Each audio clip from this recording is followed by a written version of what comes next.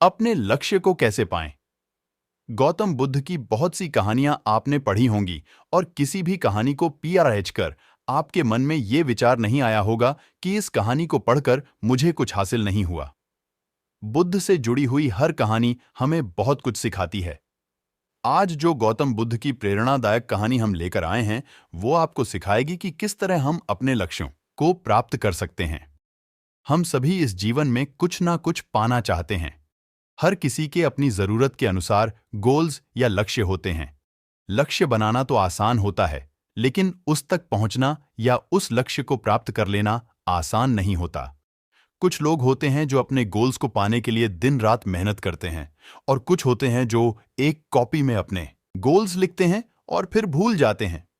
पहली बात तो साफ है कि किसी भी लक्ष्य को प्राप्त करने के लिए मेहनत करना बहुत जरूरी है, और बाकी की जरूरी बातें अब आप इस गौतम बुद्ध की कहानी के जरिए समझेंगे। ये बात उस समय की है जब भगवान बुद्ध ज्ञान की प्राप्ति कर लेने के बाद जगह जगह जाकर प्रवचन दिया करते थे।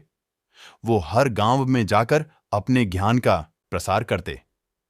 उनकी बातें हर किसी के जीवन को एक नया मोड़ देती थीं। उन सब के बीच एक ऐसा व्यक्ति था जो गौतम बुद्ध के ज्ञान से बहुत ज्यादा प्रभावित था। वो उनके प्रवचन सुनने के लिए हर जगह पहुंच जाता। जितना भी ज्ञान बुद्ध अपने प्रवचन के जरिए देते, वो उसे अच्छी तरह से अपने मन में बैठा लेता।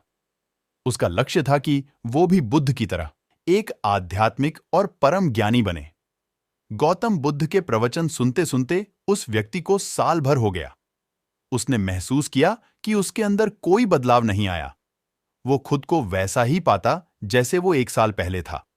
उसे लगने लगा कि बुद्ध के ज्ञान का उस पर कोई असर नहीं हुआ, और ना ही उसके जीवन में कोई बदलाव आ पाया।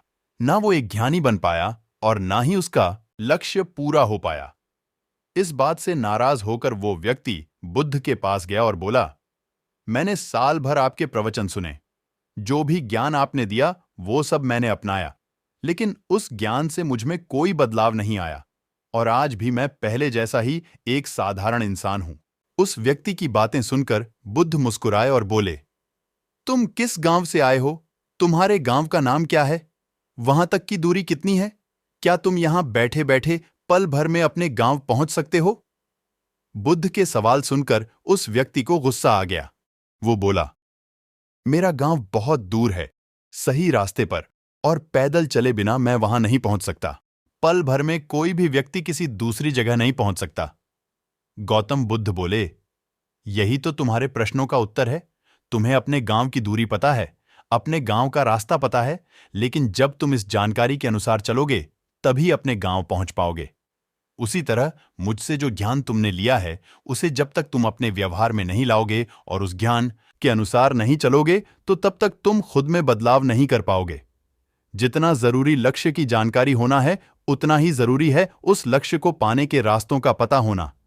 ज्ञान भी तभी काम आएगा जब तुम उस पर अमल करोगे।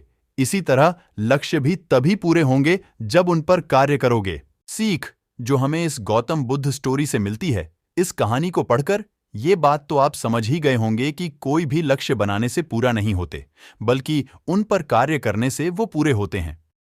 हम लोग लक्ष्य तो बना लेते हैं, लेकिन उनके अनुसार काम नहीं करते, और फिर वो लक्ष्य कभी पूरे ही नहीं होते। जब भी आप कोई गोल बनाएं तो उसे पूरा करने के लिए प्रॉपर प्लानिंग करें।